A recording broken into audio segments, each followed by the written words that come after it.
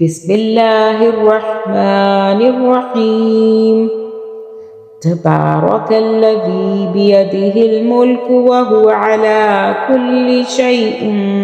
قدير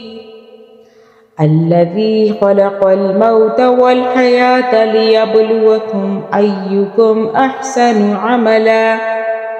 وهو العزيز الغفور الذي خلق 7 سماوات طباقا ما ترى في خلق الرحمن من تفاوت فارجع البصر هل ترى من فطور ثم ارجع البصر كرتين ينقلب إليك البصر خاسئا وهو حسير ولقد زينا السماء الدنيا بمصابيح وجعلناها رجوما للشياطين وأعتدنا لهم عذاب السعير وللذين كفروا بربهم عذاب جهنم وبئس المصير إذا ألقوا فيها سمعوا لها شهيقا وهي تفور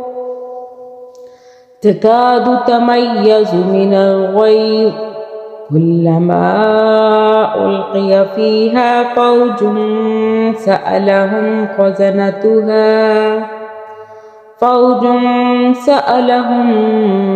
خزنتها ألم يأتكم نذير قالوا بلى قد جاءنا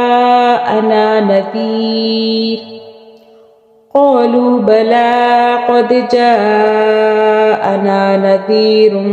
فكذبنا وقلنا ما نزل الله من شيء إن أنتم إلا في ضلال كبير وقالوا لو كنا نسمع أو نعقل ما كنا في أصحاب السعير فاعترفوا بذنبهم فسحقا لأصحاب السعير إن الذين يخشون ربهم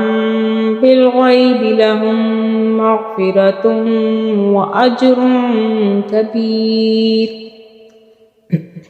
وأسروا قولكم أو اجهروا به إنه عليم بذات الصدور ألا يعلم من خلق وهو اللطيف الخبير هو الذي جعل لكم الأرض ذلولا فامشوا في مناكبها وكلوا من رزقه وإليه النشور أأمنتم من في السماء أن يخسف بكم الأرض فإذا هي تمور أم أمنتم من في السماء أن يرسل عليكم حاصبا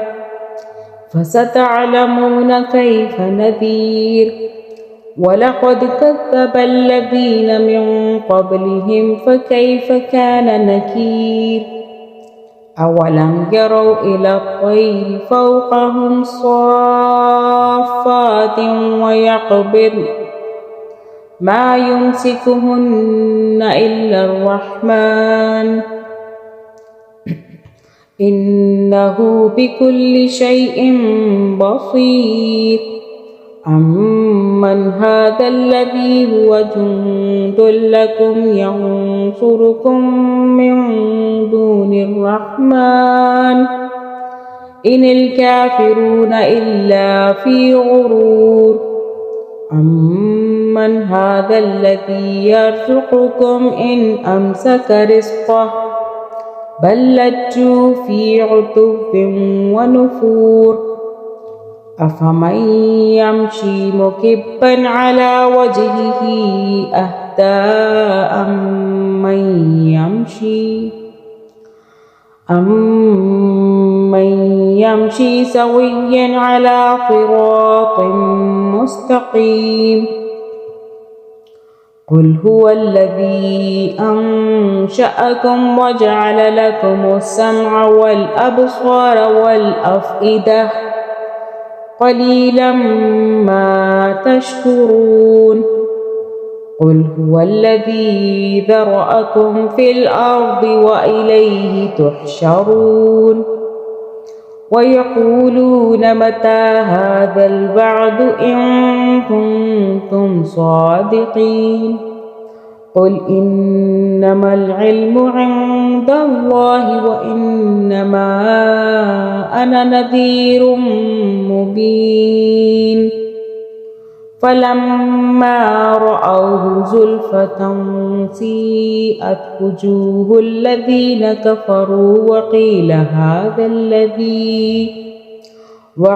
هذا الذي كنتم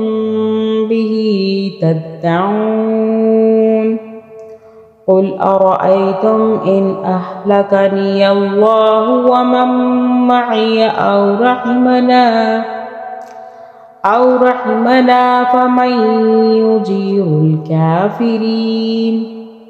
فمن يجير الكافرين من عذاب أليم قل هو الرحمن آمنا به